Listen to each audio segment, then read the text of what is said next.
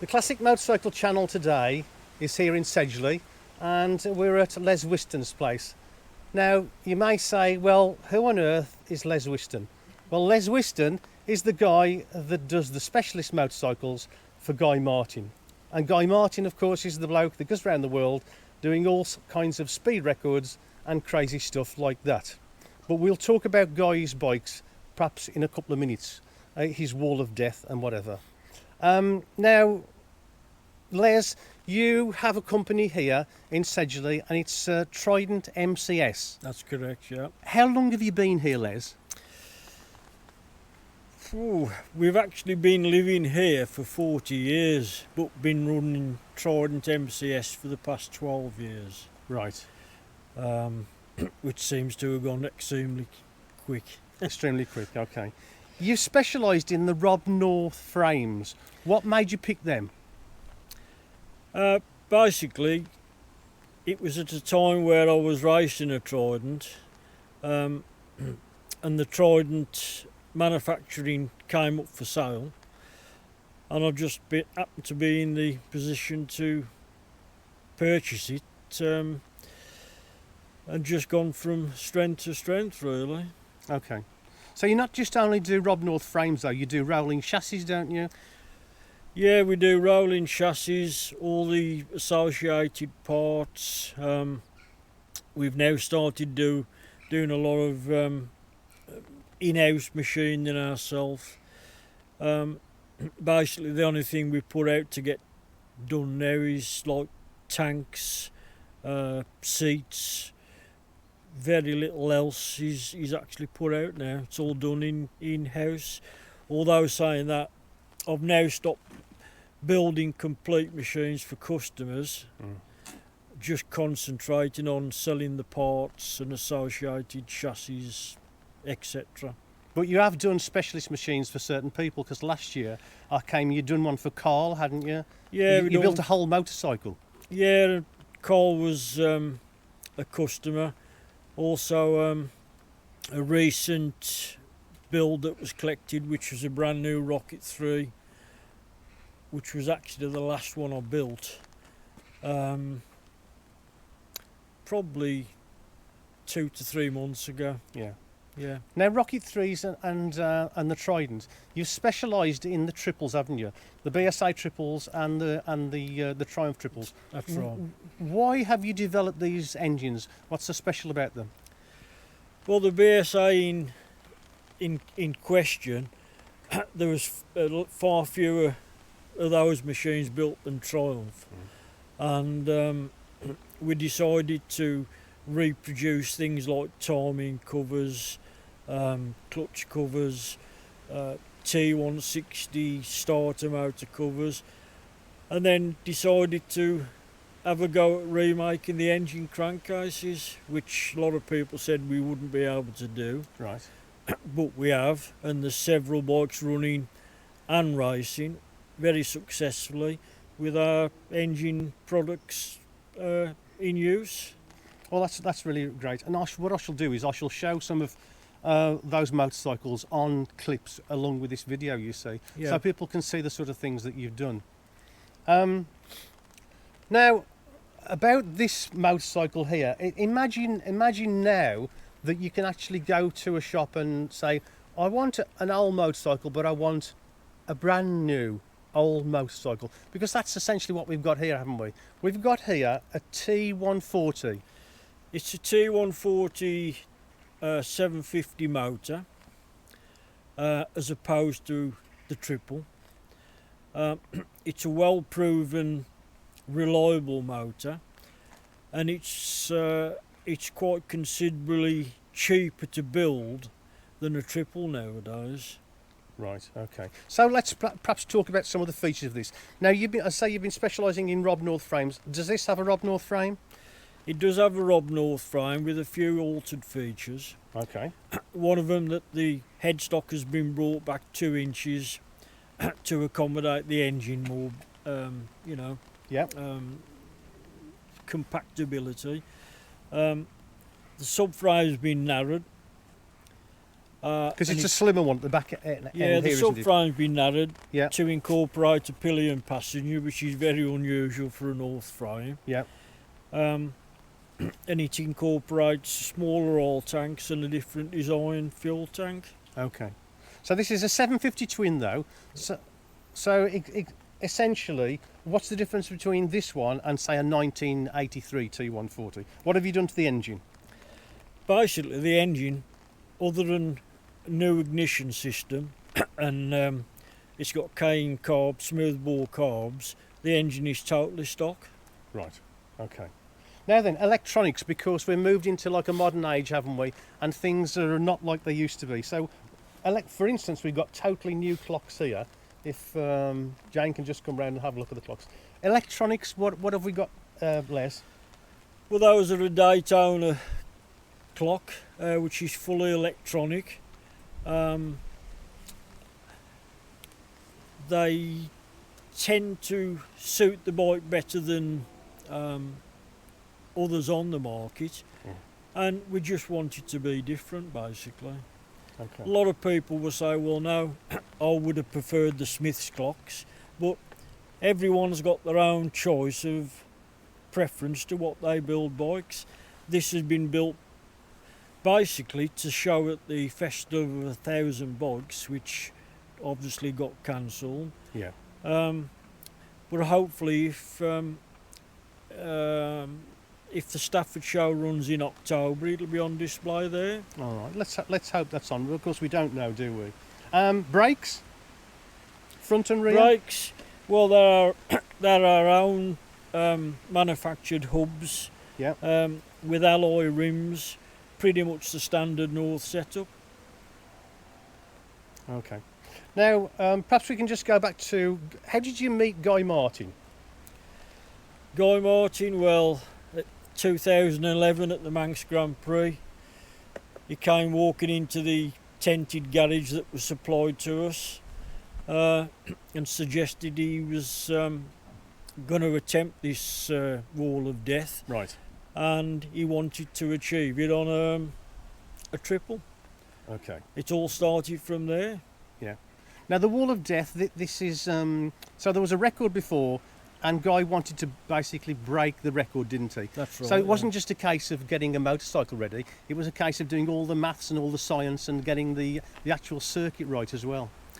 Yeah, a lot of, there was an awful lot of pre-med gone into the job and the build, and Guy had to go under a lot of different tests to make sure his body could stand up to the grueling wall of death. Yeah. A lot of behind the scenes action that people never realised was happening. Because Guy's done some crazy things, hasn't he? He's come down the mountain on a sled. He's cycled across one of the deserts in China. So perhaps he's the man who really could have a go at this. Now, after he did the wall of death, and he succeeded in that, didn't he? Yes. Yeah. What do you remember? What speed it was on the wall of death that he was doing there? I'm pretty sure it was. He wanted to break the 80 mile an hour barrier, Right. which he did on the morning Yes. of practice, but unofficially. Yes. He couldn't really go no more because, safety aspects. Right. Although he wanted to, the producers on the night wouldn't let him, which I think was the wise thing to do. Now, I found the odd thing is that if you go onto YouTube and you look up this wall of death, often you'll see an Indian motorcycle and not the BSA triple. So what's going on there? I think a lot of it comes down to Sponsorship? yeah, possibly, and trying to push the Indian, which was a renowned motorcycle for doing wall of deaths. Yeah. And the actual producers, during the week of the run-up, wanted Guy to not use the Triumph and use the Indian because he'd got some problems, carburation problems with the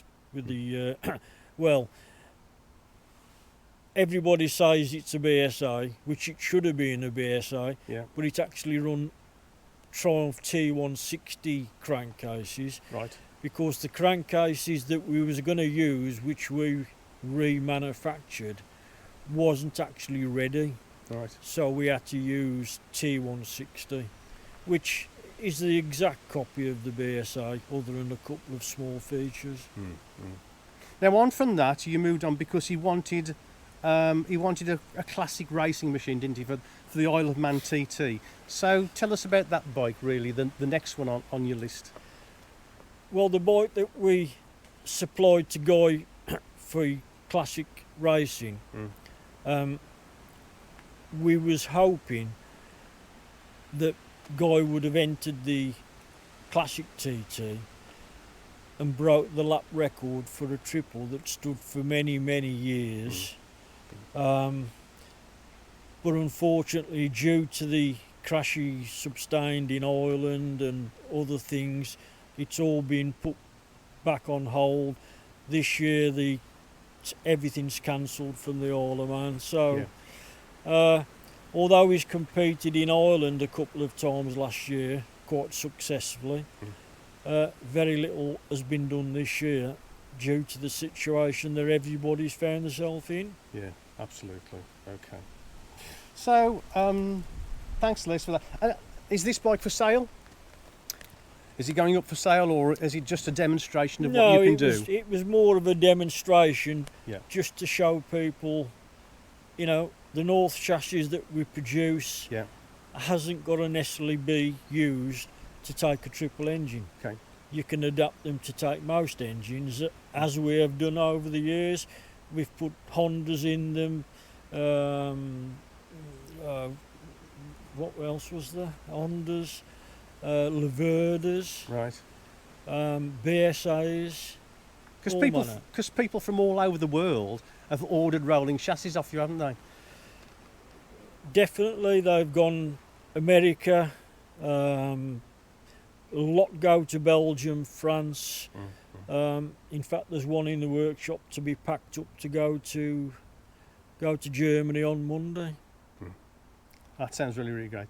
We're in a nice, I have to say, Jane, we're in a nice little spot here.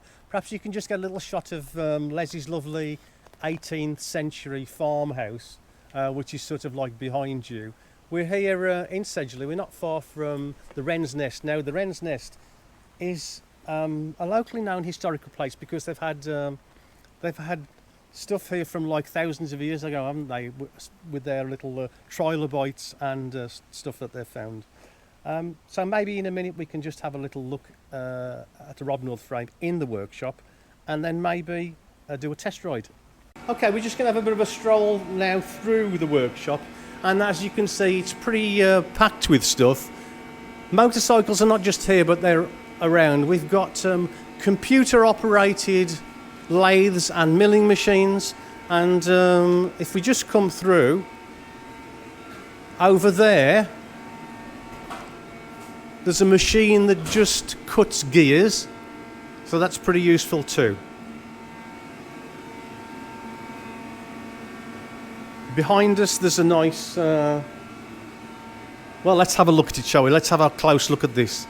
Here's a beautiful Triton, and for those that love the mixture of different frames and Triumph engines, here's a beautiful big Triumph engine in a purple metallic Rob North frame nonetheless, and I have no idea whose this is. Maybe I can find out for later on. Let's have a stroll through to the dyno. That's great. What have we got here, Les? We've got another Rob North frame, haven't we? And what have we got stuck in this? Well, this is a Rocket 3 that's been owned by one guy since he brought it from Norman Miles as a frame kit. Right. He used it briefly, then it's been sat in his garage for 28 years. Decided to sell it on. I brought it off him some weeks ago now. Put new fuel, oil, plugs, run it up, and believe it or not, it's as sweet as a nut. Okay. Now the frame, you build the frame from just tubes, don't you? So you bend the tubes, you put them into a jig, you do all the welding. Yeah, it's all manufactured here on site, all the bending. Yep. all the jointing, it's all hand filed. It's rather tedious, but Michael Pierce, who worked for Norman, he did in his career close to 600 frames. Right.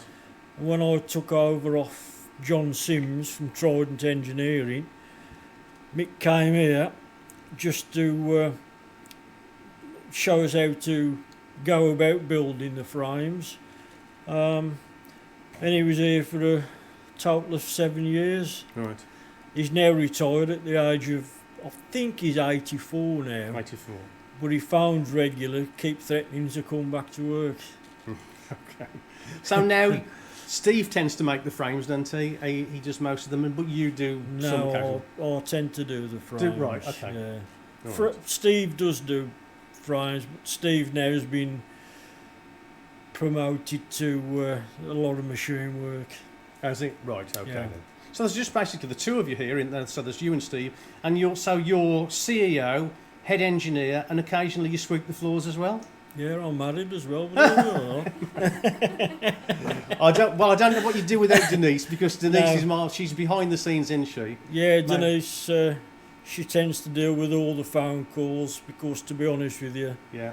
I'm deaf quite Yes. a lot now. Your hearing's not great, is it? It's not good at all. Okay. So Denise answers all the phones, does all the parcels, Right. just keeps things running. What would we do without our wives, eh? Well, Not a lot. there is beneficials of being deaf. Yeah, right, okay. That's it. And of course she's kitted you out with a nice new jumper for today, hasn't Oh she? yes, this is my best. This is your best. This is your best. Clean jumper. on today. Okay, Yeah. I'm glad we pointed that out. So before we finish then, what have we got here, Les? You've been working on this for 10 years? This is a 10-year project. It's a replica of the H1R500 Kawasaki.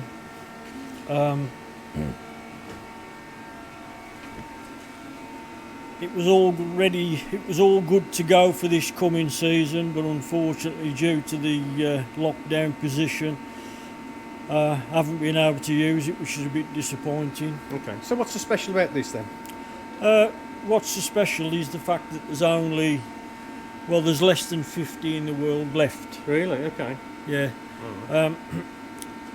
The frame was copied from a genuine one that I used to have.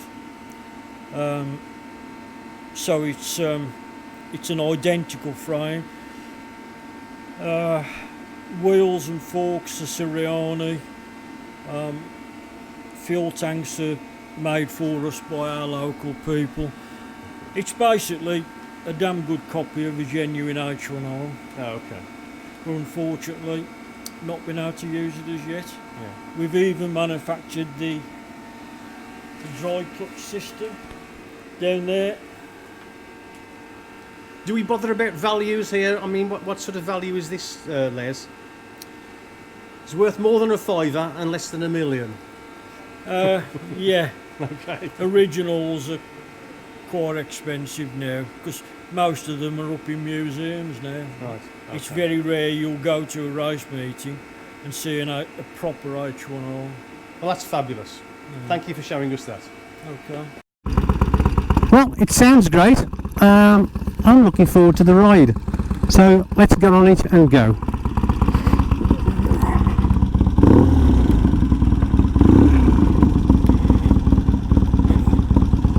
Let's get my rear sets down and up into gear. Ooh, little green neutral light.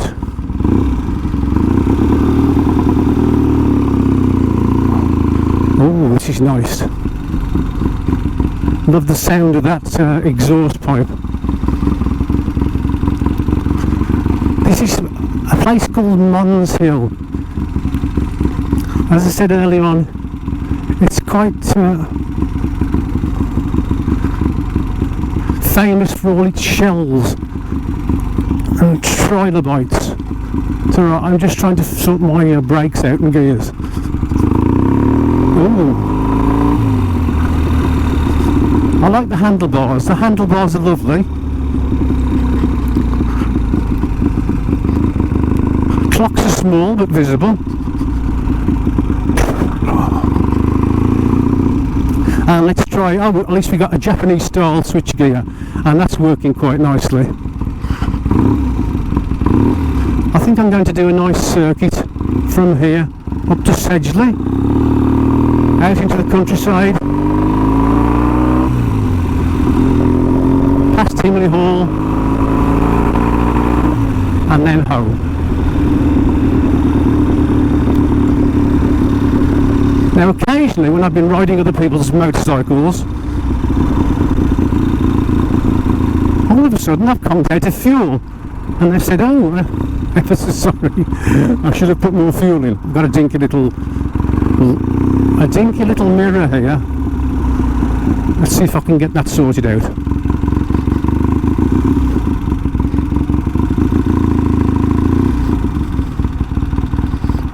Well, at least the tick over's there. Let's get this right. That's better. Shall we filter? No, I don't think so. There's somebody wanting to turn right up here, which gives us time to have a little look at the clocks. Speedo on the right, which goes all the way up to 200 miles an hour. I don't think we'll be doing that today. And the rev counter's just going between 1 and 2,000 revs. What's it ticking over at? Just over 1,000. But I like the throaty roar.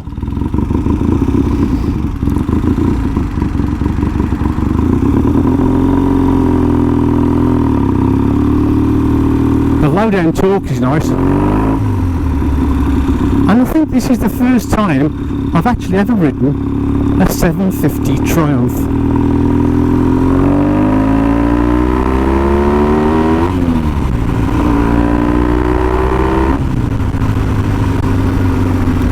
This is more like it. A couple of weeks ago, of course, if you were watching the channel, I was on a Triumph Bonneville, and I was really quite, there's a lot of vibrations coming from the Triumph Bonneville, and I was quite surprised about that. But this one is a lot smoother. The gears are a very small movement on the gear lever, but they click into place. The clutch is very nice. There's no instant sort of like a bite.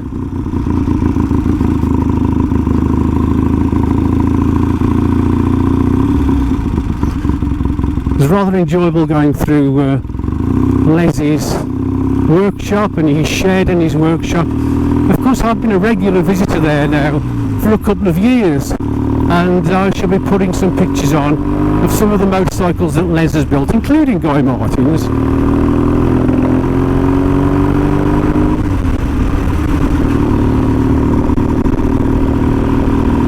It's a bit cool today. We're in the middle of August, and even though the sun came out this morning, it's really quite chilly.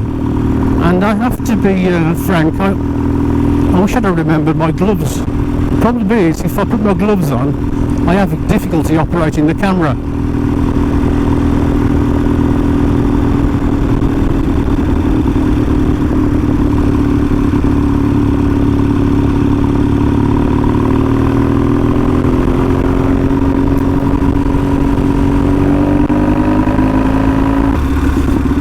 T140.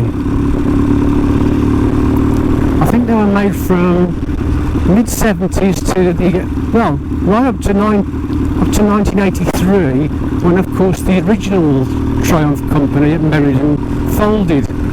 I believe after that time, somebody down south in the UK, Les Harris, went to build on a few thousand Triumphs, and he had the license to that for some time. Of course, in recent years, the new Triumph has been taken up by John Bloor and moved to Hinckley. So we have the Meriden Triumphs and we have the Hinckley Triumphs. John Bloor's had a new team on there, both designers and apprentices, and they've turned out some really wonderful bikes. I took out the 1200 low torque Bonneville 12 months ago from one of the shops in Birmingham. The franchise is there, and that was a really beautiful bike to ride. thought it was a bit lean forward, but other than that, I like the new Bonneville. I think Triumph have actually captivated the retro in the best possible way, whereas people like Harley Davidson seem to have lost the plot. Back into first gear.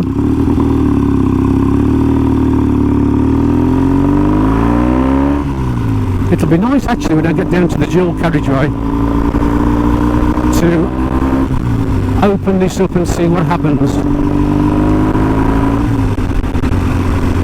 Those slow down signs seem to be all over the place. I'm only doing 20 miles an hour? I don't think so. Les, I think your clock needs to be recalibrated, because I must be doing a good 35-40 and it's reading 20. Well, these are just some of the little hiccups you get when you produce a brand new motorcycle. It's nice to have a motorcyclist who gives you the nod. 40 years ago, every motorcyclist that you went past gave you the nod, but now it's about, I'd say it's about 60%. So we've lost that little bit of a tradition there. Let's see what it'll do up the dual carriageway.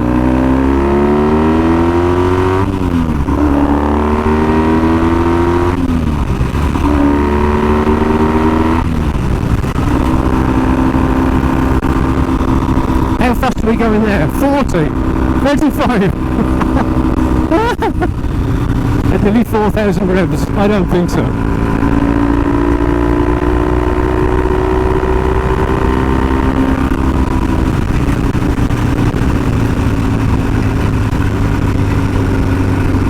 Oh, that was nice.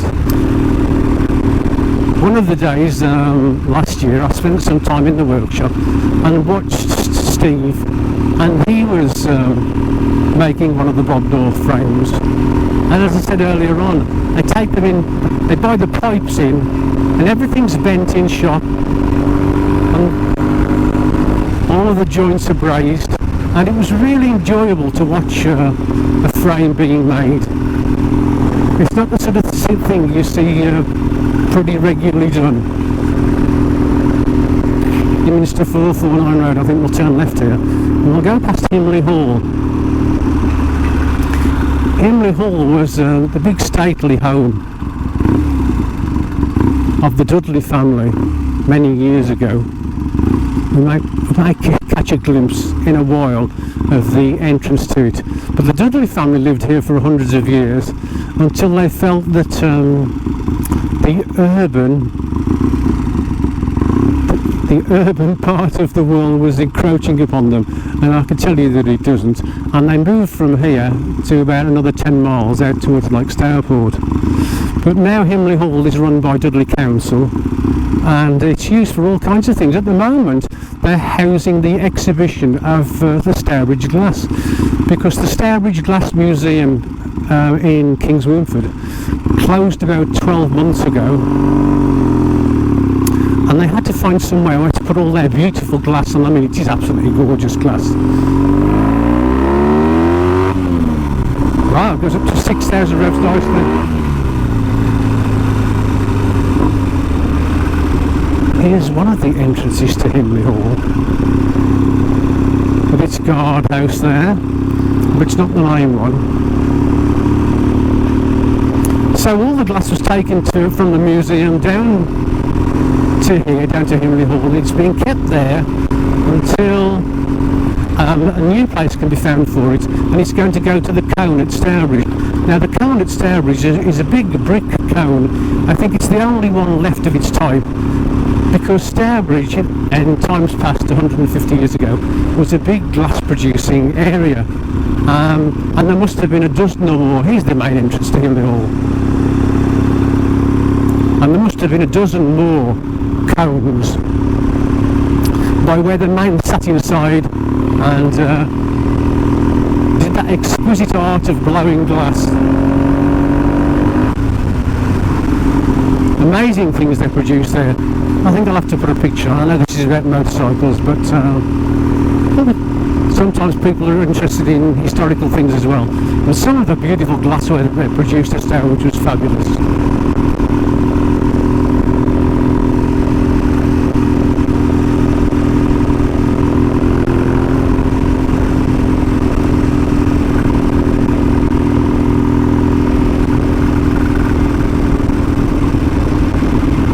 This bike will be, if shows are going back to normal, it will be at the Stafford show later on in the year.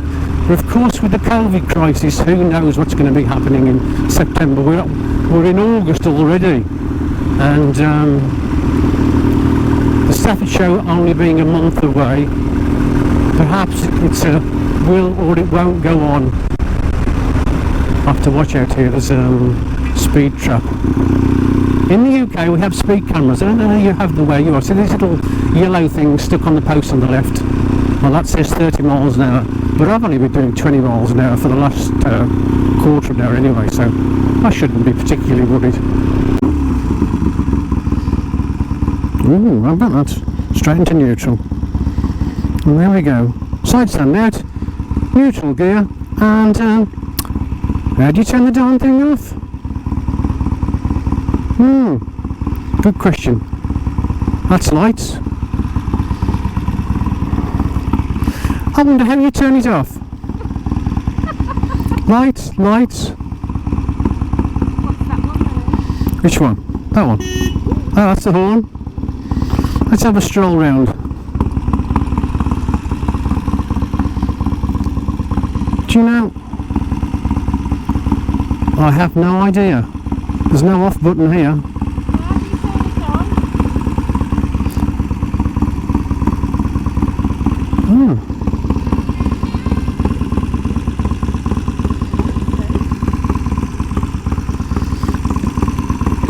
Go on, let's how you turn it off.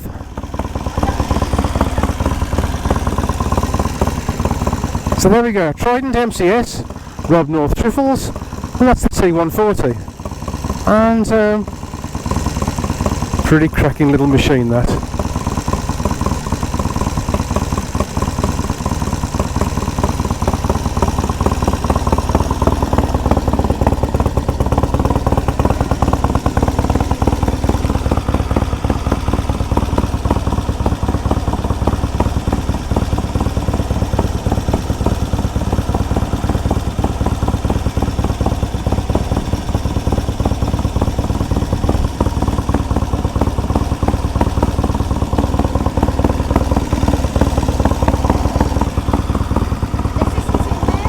You are? It's on the left hand side. It is.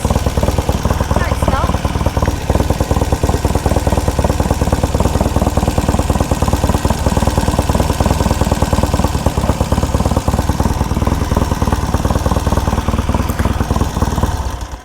Oh! Everywhere. I could have been looking for weeks.